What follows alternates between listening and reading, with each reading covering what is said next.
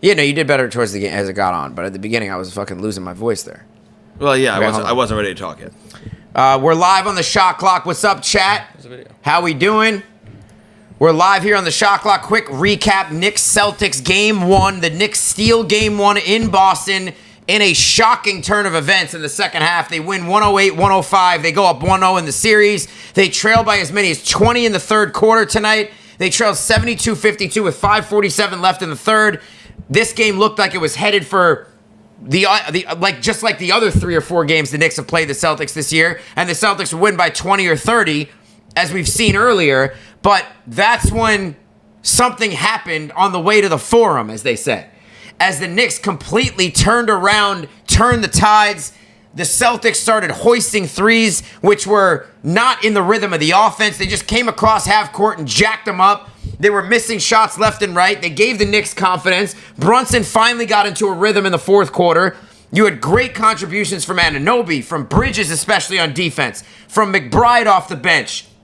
You had just terrific games from really the non-stars for the Knicks. Played great tonight. Brunson and Towns did not have their best game. And Hart was great too. We mentioned him. You know, Anunoby, 29 points, 4 rebounds, 3 assists on 10 of 20 shooting, 6 threes he hit. The Knicks were 17 of 31 from 3, as I'll show you here. 17 of 31 from 3. The Celtics tonight set an NBA record, hoisting 63s and only making 15 of them and missing 45 of them. No one's missed 45 threes in a playoff game. No one's attempted 63s in a playoff game. Well, you know what? Those days are over. Because now those are records that are in the books. So tonight, the Knicks kind of turned the clock back to last year's team, come all the way back, show toughness, show grit, show tenacity. Made some adjustments tonight during the game, I thought, defensively. They came out tonight, they switched everything. They realized that didn't work, especially when they were switching onto Towns or Robinson. So then they switched everything except for Towns and Robinson. So they kind of played in between, and that worked a lot better. They forced the Celtics to play iso ball. They forced Tatum and Brown to try to get in their bag and hoist up bad threes, and they obliged. And the Celtics, here's one thing about the Celtics that we know, and then I want to ask you a question. One thing about the Celtics that we know, they are a very cocky team. And they think they could just do whatever they want on the basketball court, and they're going to win because they have more talent, which they do, and they're well coached, and they're the defending champions, and they're just going to go and beat these teams. And they believe that. So when they're up 20 in the third quarter, they're like, all right, that's the Knicks. We beat them all 4 games in the regular season. This is a joke. Now we're just going to hoist up threes. And then in the NBA, these leads can evaporate real quickly. And you can lose confidence quickly. And the other team can gain confidence quickly. And the Knicks did that tonight. They gained confidence in the third quarter. They got back in the game. Then they eventually took the lead. And once they took the lead, you saw in the Celtics' eyes, and I saw it in the Celtics' play, they started to get not scared, but they started to play with a lack of confidence that you don't see them with. And then they started to make uncharacteristic mistakes. They started taking even worse shots, and the Knicks took it from them. They should have won a regulation. Yes. But the Knicks, in any sport, and I want to ask you what you thought of how this game changed and where it changed and if you think it's sustainable for the Knicks going forward. In any sport, in anything you do, when you have a team that's down and out and you've beaten the team like a drum, you have the team's number, you have to bury them. Not that the Celtics can't win this series in 5 games, they easily can. They more than likely, they have a good chance to do that. They're the better team. But what they gave the Knicks tonight was confidence. And when you give a team confidence, and the Knicks have talent, it's not that they don't have talent. You're not giving the Wizards confidence. You give a team like the Knicks confidence, who has talent and who has a clutch performer in Brunson, who has guys who have been in the playoffs a few years now, and include Towns on that because he was in the playoffs last year in the conference finals with Minnesota. Yep. You give a team like that confidence, and all of a sudden, now they're playing with a different type of energy. And they have nothing to lose, the players. The players don't have anything to lose. The coaching staff has pressure. The front office has pressure. The players don't. The media's buried them. The fan base, a lot of them, has buried them. No one's giving them a chance. No one's giving them a chance. So they're playing with house money in this series. So now you give them a little bit of confidence that they could actually win the series. We'll see what happens. So do you think this is something that the Knicks can kind of build off of for game 2 and going forward? Do you think this is more of a fluke because the Celtics missed a record 45 threes? How do you think this rest of the series is going to go, and how shocked are you by what transpired tonight? Well, I'll start at the end there. I'm very shocked with what transpired tonight. The Knicks were down 20 at the half. That the second half of the second quarter, once Towns got in foul trouble and went out of the game, looked like this game was about to go as every other Knicks Celtics game went this year, where there was close to the first quarter and a half, and the Celtics started hitting a million threes and would pull away from the game and just put their foot on their throat. The Knicks played a great defensive game in the second half. I thought their defensive strategy all game, showing different looks at the Celtics, was very smart. I thought even down the stretch they were switching more things, but Towns actually did a good job, and the Celtics bailed them out a little bit with their shot selection. This doesn't really give me much confidence in the Knicks winning the series. I think Celtics hadn't played in a week. The Celtics came in thinking they could just do what they do and, jack up a million threes and win this game regardless because of how they played the Knicks in the regular season. They were up by 20 at the half. They kind of took their foot off the gas, and they stopped playing the brand of Celtics basketball that has won them a title and then the 2 seed this year. The first half, they were generating open looks from 3, and they were just missing them. But they were good shots, ball movement, open looks. The second half, they were just dribbling the ball, ISO, jacking up contested threes, and those shots should not be going in for them. So I really thought they played it in the Knicks defense's hands a lot. Agreed. While the Knicks defense did play well, and they actually showed different looks at them, which I think contributed to getting the Celtics out of their rhythm and getting them out of the way they like to play. Now let me jump in for 1 second to that point. The Knicks don't have the defensive matchups here. They don't have the defensive personnel to really shut down the Celtics. No. They just don't. No matter what coach you want in there, no matter what, they don't have the personnel. They're playing, not with their hand tied behind their back, but they don't have the personnel the Celtics have. They can't switch everything and have a good defender on whoever they switch with. Yep. They don't have that. They don't have that ability. But to your point, I think which I got to give the coach credit for. Yep. Because they did something tonight that I haven't seen them do much, and this coaching staff does not like to do. They tried things on the fly. Yep. They put Achua in the game for a few minutes, which I didn't even think they would do that, even though when they were fouling Robinson. This second half, like you said, they came out switching everything. They said, you know what? That's not working completely. But they didn't just go back to what they were doing before. They said, you know what? We're going to switch everything except when the center comes in the screen and roll. Then we're just going to get over the screen. And they kind of played in between. And with that strategy, that worked a whole lot better. It did. And then the Celtics were just playing ISO ball the whole game. And even if they got a couple switches on Robinson, at that point they were completely out of rhythm. Yep. So I thought that defensive strategy tonight was a lot better. They also started with Bridges on Tatum, and they switched that in the second half, and they put OG back on Tatum. Yep. And I said it before the series, I do not want to see Mikal Bridges guarding Jason Tatum. Not because Bridges is not a good defensive player, and I think Bridges played a tremendous defensive game today. He just doesn't have the physicality that OG does to lock down Tatum.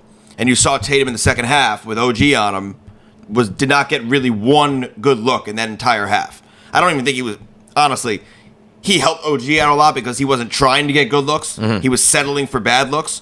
But OG, with his physicality and his size, makes it much more difficult for Tatum and makes him expend much more energy to get good looks. I thought the Knicks' defensive game plan as a whole was tremendous tonight. And that's what you have to do with the Celtics. You have to keep them off balance. Yeah. You can't just let them get into a rhythm with these extra passes because they play 9 guys who are great shooters. Not one person they put on the floor is a bad shooter. They all are decent passers. They all can put the ball on the floor a little bit outside of Luke Cornett. And I think to any team, any good team that you're playing, any great team that you're playing, you have to throw different looks at them. You have to keep them guessing. Because if you're just predictable, they're going to game plan for that, and they're going to pick you apart. Because the Celtics have a better team than the Knicks. They do. So if you're the lesser team, and the ironic thing is, this is the first time the Knicks, in really the last 3 years, they've played a series where they're the lesser team.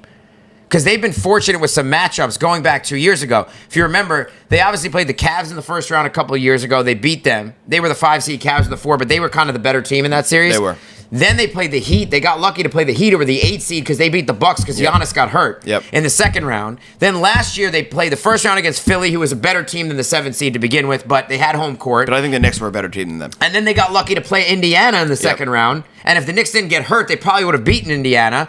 And now this year they obviously played Detroit in the first round. So this is the first time they've gotten a team that you would say the Knicks are the decisive underdogs in this series. Which they really haven't been in any playoff series in the last 3 years. I agree.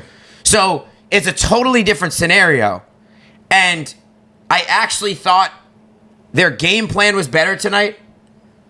I still think they got to get out on the three-point shoot. They gave up too many open threes, especially in the first 3 quarters, and that's going to bite them next game.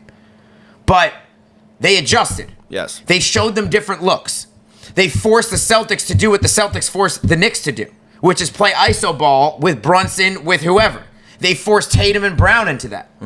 And those guys obliged, and they didn't do a good job of doing that in the second half. And I think a one underrated thing, too, that I didn't think it was going to be a big deal, but turned into one is Porzingis getting injured, or having an illness, I should say, and not being able to play in the second half. I really didn't think that was going to hurt them that bad because I thought the way, it was a 20-point game at that point. You're like, all right, not a big deal. Porzingis is obviously a very important piece of their team, but you don't, against most teams, it's not going to show. Tonight, them not having Porzingis really hurt them. It did. Because the Knicks, when they had Cornette out there or they had Horford out there, the Knicks really took advantage of that matchup. They got to switch onto one of those players. They really took advantage of that.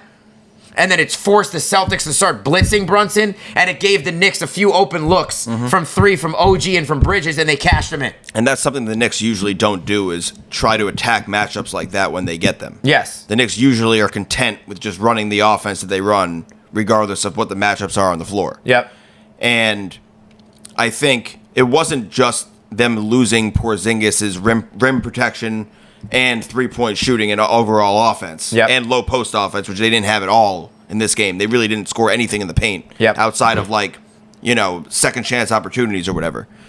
But it exposed Al Horford at the center position, which they generally don't like playing him at the center. They generally try to play him at the 4 more often than not. Horford had to play 35, 36 minutes in this game. Let's check what Horford played tonight. Horford played 34 minutes tonight. He had to play 34 minutes in this game. Most of that time came at the center position. He's not a rim protector.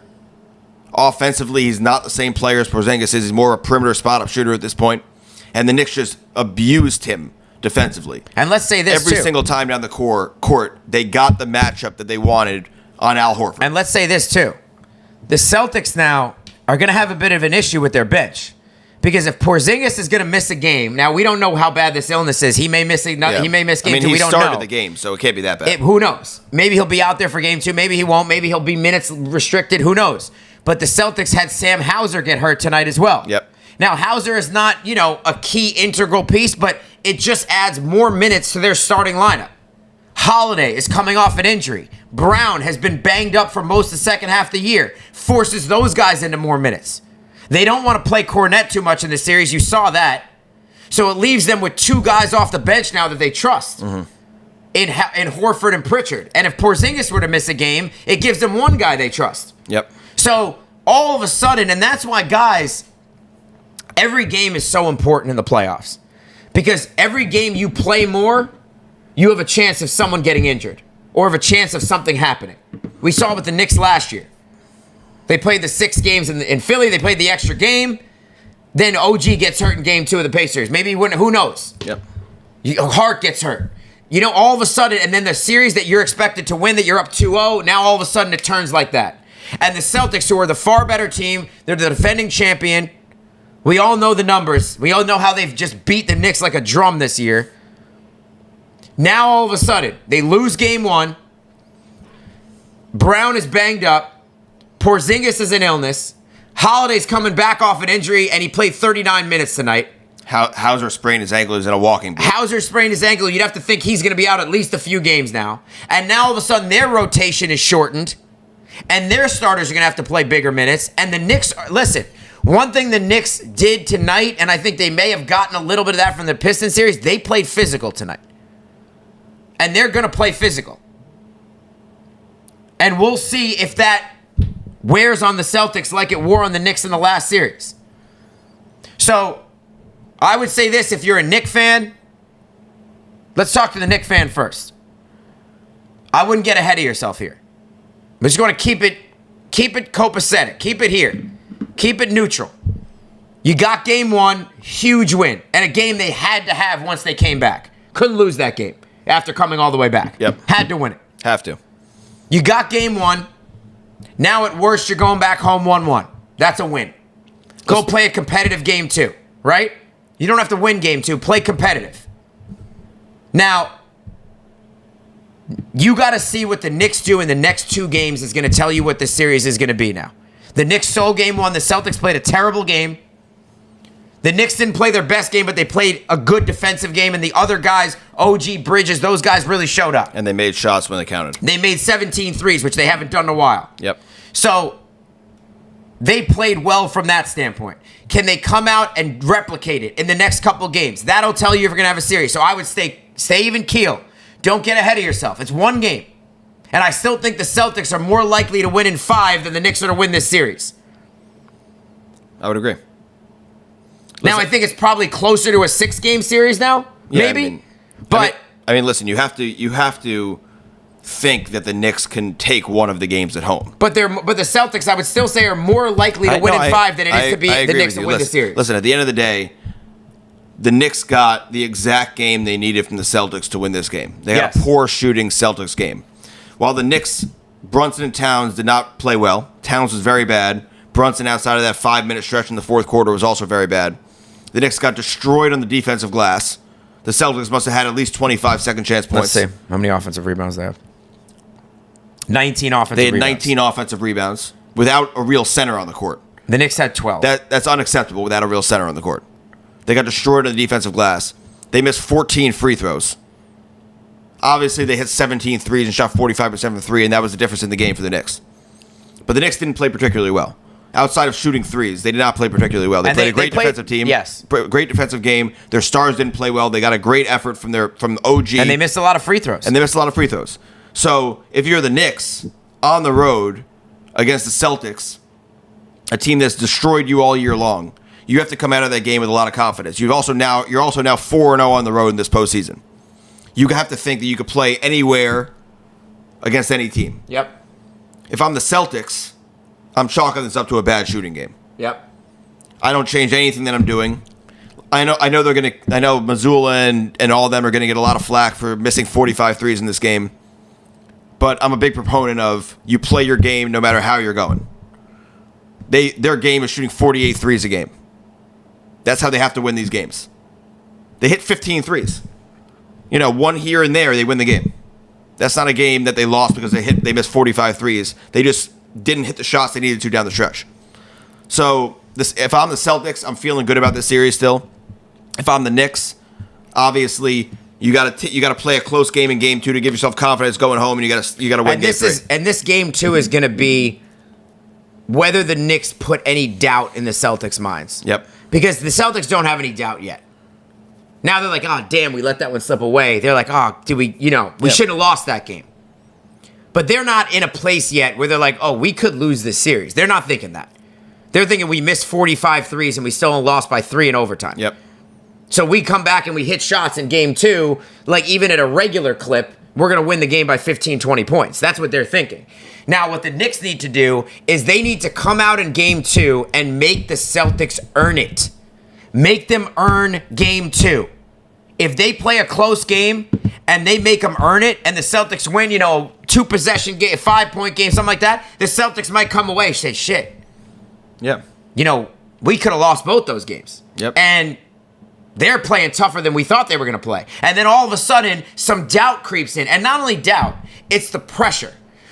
When you play a team like the Celtics did for the Knicks in the regular season and you beat them so badly, and even in the game you didn't even try it and your second best player didn't play in the second half, you still win, you come out thinking like, come on, man, this is easy work. This is light work. We're going to come out and we're just going to bury them. We're going to come out and play free. I'm going to do my thing. I'm going to dance. I'm going to play with my food. I'm going to do whatever I got to do. And I'm going to come out and just firing away. But Now you lose game 1. And if you go into game 2 and you get the Knicks to push you to the brink and make you think the game's in doubt at any point, then all of a sudden you start thinking, shit, this is not going to be as easy as we thought. And then that puts pressure on Boston. So every shot Tatum takes then, he's now like, I need to make this shot because we could lose the game. Yeah. Now, I will say, the Knicks winning this game, and it was a game they had to have with the Celtics shooting performance.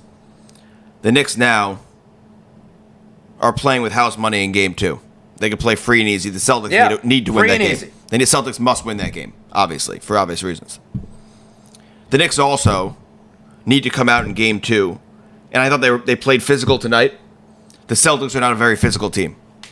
The Knicks need to They need to get better on the boards. They need to get out better on the boards, but they need to play physical defense like they did tonight towards that end of the stretch. They didn't do that in the first half. They did it down the stretch. Yes. They just played a very grueling series against Detroit, which is a very physical team. They're obviously beat up, but they need to take that hurt to the Celtics because that's one of the ways you can win this series. Is you got to beat the Celtics up. You got to play physical. They have to. Honestly, they play the Towns Robinson lineup with the Celtics having Luke Cornett and Al Horford on the court, and they got out-rebounded, which is unacceptable. That needs to be better. The only reason you play that lineup is to out-rebound these teams. Horford's not a good rebounder, and Luke Cornett is Luke Cornett. So, there are a lot of ways the Knicks can improve too, which is why I'm a little bit optimistic after this game because the Knicks did not play near their best game in this series. If the Knicks played their best game and they won by 3 in overtime, you'd be like, they got no chance. The Knicks did not play near their best game in that game. Yep. And I think let's see what happens in game 2, which will be on Wednesday night back at TD Garden. Boy, I would love to be in the arena tonight. I almost went tonight. Yeah. I thought about going. I was thinking about it. I was like, you know what? It's probably just going to be a blowout. It's a Monday night. Well, now you can't go to game 2 because you won game 1 at home. No, if it's 2-2, I would go to game 5. Yeah. I would do that. When is that? Next Wednesday? Next Wednesday. Game 3 is Saturday, Monday. I think they have a day off. It might be Thursday. I think it's Wednesday. Check. I thought they have 2 days off in between one of the games. Saturday, Monday are the Knicks home games. Every time we try to sell a game, can't get your break here. I think it's. Just go to the. Here, I can find it right here. It's right here. Here, it's right here. Here, look. It's Wednesday. Saturday, Monday, Wednesday, Friday. So they'll get the only 2 days off they get is between 6 and 7 if there's a 6 and 7. And 2 and 3. And 2 and 3. Right. They don't have 6 and 7. It's Friday, Monday. Yeah. So if you're a Knicks fan, you should be optimistic by that wasn't the Knicks' best game and they were able to steal it, but also realize that Boston played their worst game. Yep. But if you're a Celtic fan, I think you go into game 2 saying, we come out and do exactly what we did. We play great defense. The Knicks didn't beat us on offense. OG's not going to have a game like that again. You better. And we just got to take better threes. A lot of the threes we took in the first 3 quarters were good threes. They just missed. But then they started forcing bad ones. Get more ball movement. Don't just settle for the 3 because you can get it. If I'm a Celtic fan, that's what I'm thinking. But I also would think we're still in control of the series. They just got to come back in game 2. And if they put a hurting on the Knicks in game 2, we're not really any different than where we started. So, huge win for the Knicks in game 1. Trailed by 20 in the third quarter, come all the way back, win in overtime by 3. Let's go a shout out to OG Anunoby for a tremendous game. A shout out to Mikal Bridges for a tremendous game. Shout out to Deuce McBride for a great game off the bench. And shout out to Josh Hart for a tremendous game. Well, Hart took 5 threes tonight. I didn't even realize. Yeah. So you know Towns took 1 3. Yeah, I know. That was that one at the end of the shot because when they put the wing player, he just does not get any looks out there. They're going to have to figure out a way to get him looks. Figure out a way. Because 1 3 is not good enough. You know Mikal Bridges had a great defensive game because he was hideous on offense, and he had a great game. He had an incredible game. Yeah. He was that good on defense. And also, what he's done in a couple of these playoff games, he's hit a big 3 when he's needed. Yes. Down the stretch. So Knicks take game 1. We'll be back tomorrow on Wednesday for Knicks Celtics second half play-by-play on TikTok. If you were tuned in there, we'll be back on Wednesday for that. We'll also be back on Wednesday for right after the game, do a quick post-game recap. I may even do a post-game. I may even do a pre-game preview. I might do a Game 2 preview before the game on Wednesday. I'm going to figure that out Wednesday morning, potentially. So I may do that here live on YouTube. So tune in. Stay tuned with us on the Shot Clock. We will be here for every big playoff game. Any big game that goes down to the wire that's a close game, we'll do a recap for that as well. And catch me on TikTok in about a half hour. Actually, probably coming up soon. Catch me on TikTok coming up in a few minutes for the fourth quarter of Thunder and Nuggets game number 1. The Shot Clock game